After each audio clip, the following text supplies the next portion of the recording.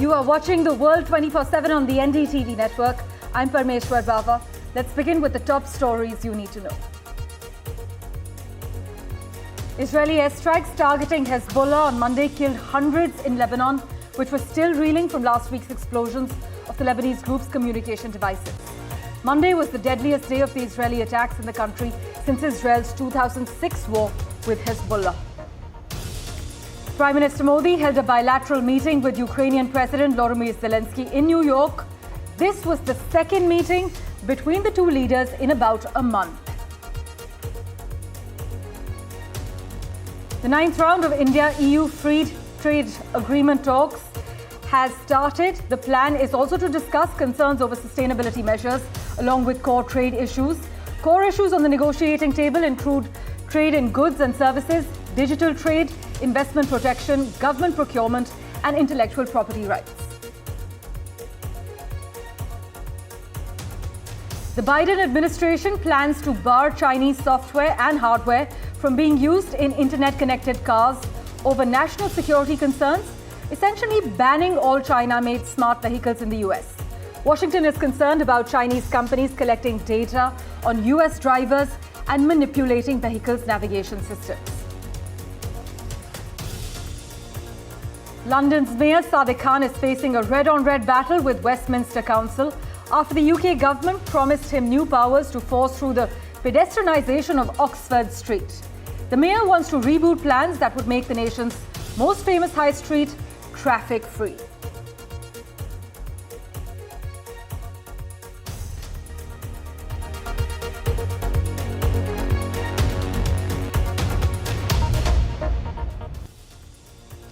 Our big focus, Israeli airstrikes targeting Hezbollah on Monday killed hundreds in Lebanon, which was still reeling from last week's explosions of the Lebanese group's communication devices. Monday was actually the deadliest day of Israeli attacks in the country since Israel's 2006 war with Hezbollah. But diplomats are scrambling to prevent all-out war in the region, including on the sidelines of the United Nations General Assembly in New York, where Israeli Prime Minister Benjamin Netanyahu is scheduled to arrive on Thursday. Muted criticism from Israel's allies over its Lebanon attacks has now raised concerns there is not enough diplomatic pressure on Netanyahu to de-escalate, as per many analysts. Netanyahu famously hates the UN. In fact, one official said, further adding that, but he does like coming here to tell us that we're all rubbish.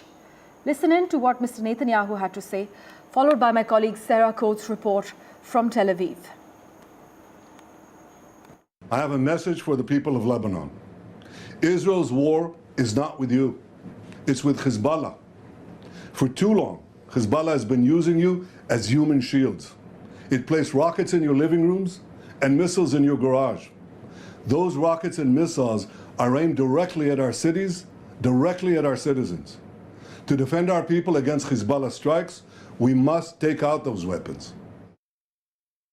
Certainly a very worrying situation in the Middle East. The Pentagon announcing it is deploying additional troops to the region amid fear of an all-out escalation between Israel and Hezbollah. Now, over the course of Monday, the IDF says that it struck more than 1,000 Hezbollah positions in southern Lebanon and also in the Baalbek region in the east of Lebanon, with chaos on the ground as people flee for safety. Now, according to Lebanon's health ministry, more than 270 people have been killed, more than 1,000 others wounded. And late on Monday night, the Israeli military carried out what it is calling a targeted strike on the southern suburbs of Beirut, after what we do understand is the third in charge of Hezbollah. This is the commander of the southern region. So certainly tensions are continuing to escalate. The Israeli Prime Minister Benjamin Netanyahu is warning of difficult days ahead. Well, we've also heard from the Defence Minister Yoav Gallant. He's come out to say that the IDF is crushing Hezbollah infrastructure that's been built up for decades, saying that the head of Hezbollah, Hassan Nasrallah, now remains alone. Sarah Coates for NDTV, Tel Aviv. Well, as Sarah Coates is reporting, the US is sending a small number of troops to the Middle East as Israeli forces and Hezbollah fighters intensify their cross-border attacks. In fact, the troops would actually add to the 40,000 American forces already in the region. Well, for further clarity from Haifa, we have with us Erin Singer joining us. Thanks so much, Erin, for making time for us as always. Do any leaders have a good answer to the question, tell me how this ends, and your reaction to the state of emergency and whether you think Hezbollah has the capability to further retaliate? Yes, they are capable. We have been feeling it in the last 2 days. They have been launching rockets to areas that were not targeted in the last 11 months.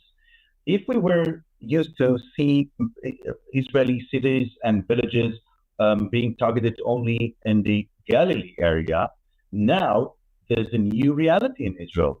I'm looking at the list of places that have been targeted today. Look at the list.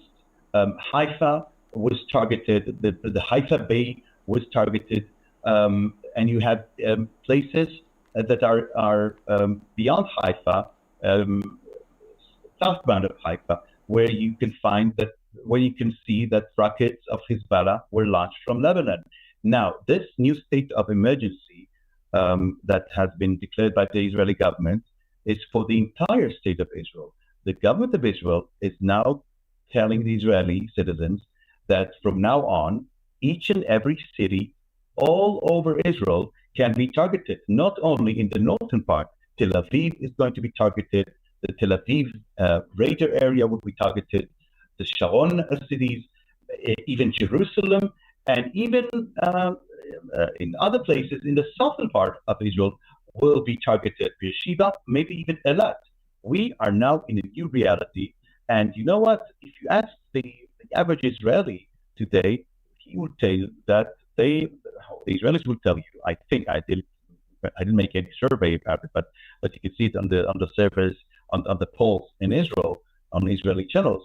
Israelis are much more willing to sacrifice today because ever since October 7th, ever since the great massacre that in which Israelis were slaughtered and butchered and raped, something happened to the people of Israel. Something happened to the Israeli citizens.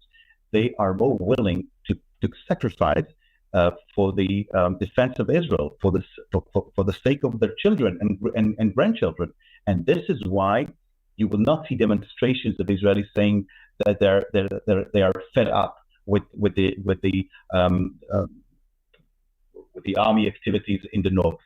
No, Israelis want to go back to their houses in the northern part of Israel, right next to the border with Lebanon, knowing that their government has done everything it can do in order to make sure that we will not have another October 7th, that Hezbollah in the north will not do what Hamas did on October 7th.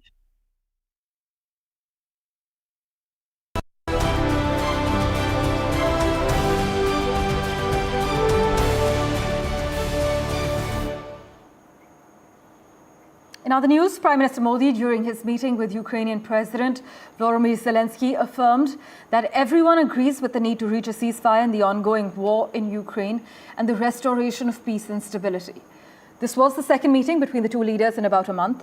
And Prime Minister Modi had visited Ukraine, as you know, and as we had covered, on the 23rd of August, and reiterated India's willingness to contribute in all possible ways to facilitate an early return of peace in the Ukraine war. In fact, Vishnu Shom has the lowdown for you. At the culmination of a very hectic and perhaps successful travel to the United States of the Prime Minister, where he has had a bilateral meeting with the US, a Quad summit, an important association or speech at the United Nations General Assembly, comes news of a meeting between Prime Minister Narendra Modi and the Ukrainian President Volodymyr Zelensky. Now, it's an important meeting because it's been done at the request of the Ukrainians. It comes approximately a month after Prime Minister Modi was in Kiev. It is the third meeting between the two leaders in approximately 3 months. I was in Kiev last month. I was at a press conference of the Ukrainian president in which the tone which was used and perhaps some of the references and concerns which Ukraine had to the continued import of Russian oil and some would suggest critical remarks were made even while Prime Minister Narendra Modi was still on Ukrainian soil. The fact that Ukraine has called this meeting perhaps seems to indicate that they are in fact willing to continue engaging India as a country that genuinely wants a peaceful solution to what is happening in that part of Europe. There is a war between Russia and Ukraine, which India wants to end. Prime Minister Narendra Modi, and this is what the Foreign Secretary said today, is deeply concerned on the conflict and the toll that it is taking, not just in Ukraine but around the world. It's impacting the global south as well.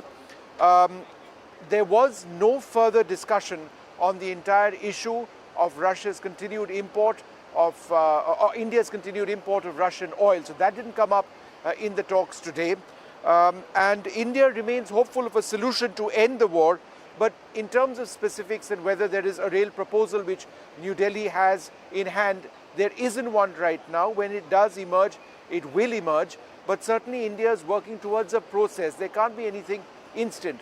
So at the culmination, at the end of this very hectic trip of the Prime Minister, just before he flies out to New Delhi or has in fact or will be leaving for the airport to fly out, comes this news of this meeting between Volodymyr Zelensky and Prime Minister Narendra Modi. Well, let's switch tracks now. The Biden administration plans to bar Chinese software and hardware from being used in internet-connected cars over national security concerns, essentially banning all China-made smart vehicles in the United States. Why is this happening?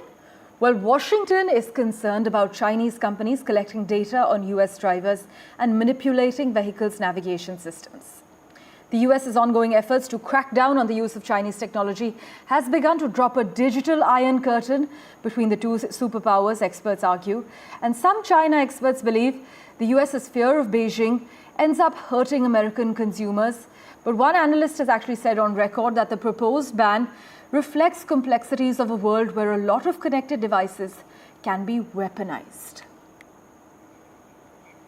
And with that, let's get you a quick update from the United Kingdom to London's Oxford Street specifically, which was actually once the jewel in the crown of Britain's retail sector, but there's no doubt that it has suffered hugely over the last decade. London's Mayor Sadiq Khan is facing a red-on-red battle with Westminster Council after the government promised him new powers to force through the pedestrianisation of Oxford Street. The Labour Mayor essentially wants to reboot plans that would make the nation's most famous high street traffic-free, starting with the stretch between Oxford Circus and Selfridges. His vision is actually to compete with Times Square in New York and Champs-Élysées in Paris, but can that actually happen? Radhika Iyer reports.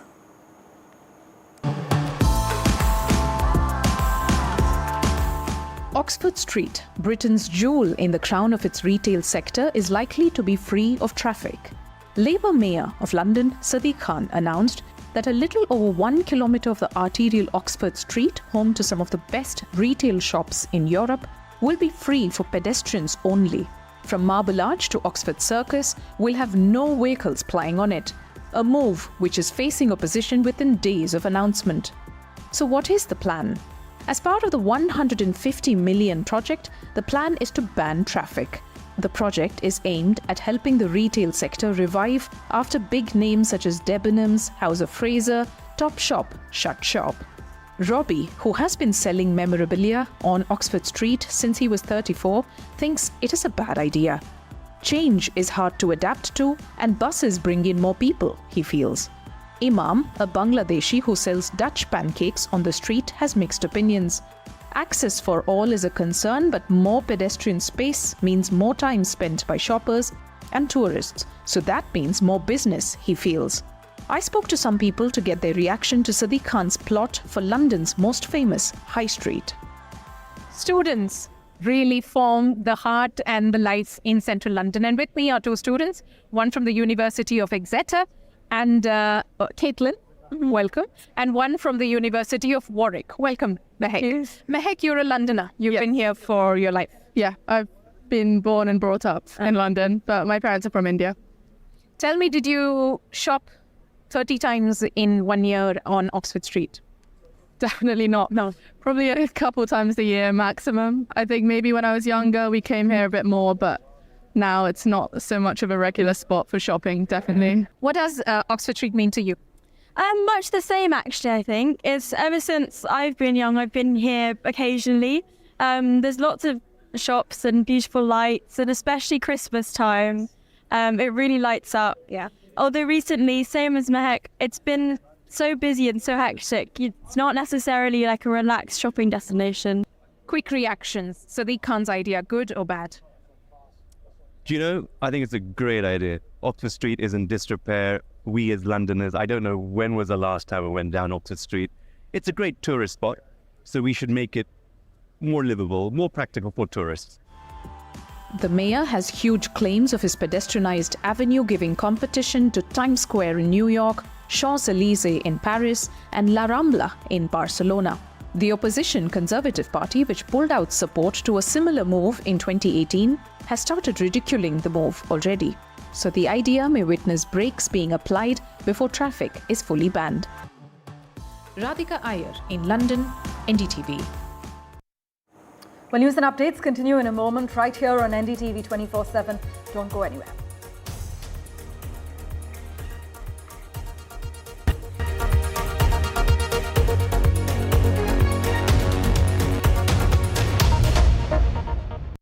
Welcome back. Telegram will provide authorities with user data in response to legal requests in a major policy shift to discourage criminals from exploiting the messaging app. This is what their CEO, Pavel Durov, has said on record. Many cyber criminals had already begun ditching the app. In fact, anticipating changes to its policies after France arrested Durov in August for refusing to cooperate with investigations into criminal activity on Telegram, many users had already started making a switch.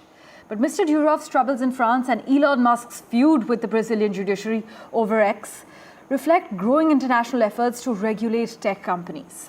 As US geopolitical might wanes and the power of tech platforms has grown, it's become much harder to get other countries, including Western allies, to leave them alone. This is what many tech bloggers also believe. And let's get you a quick update from the neighborhood from Pakistan, where Lieutenant General Muhammad Asim Malik has been appointed as the new Director General of Pakistan's spy agency, Inter-Services Intelligence, the ISI. Now, the post of ISI chief is considered one of the most important in the Pakistan Army, which has ruled the country for more than half of its 77-plus years of existence and has hitherto wielded considerable power in matters of security as well as foreign policy. Lieutenant General Malik will assume his new role in about 6 days on the 30th of September.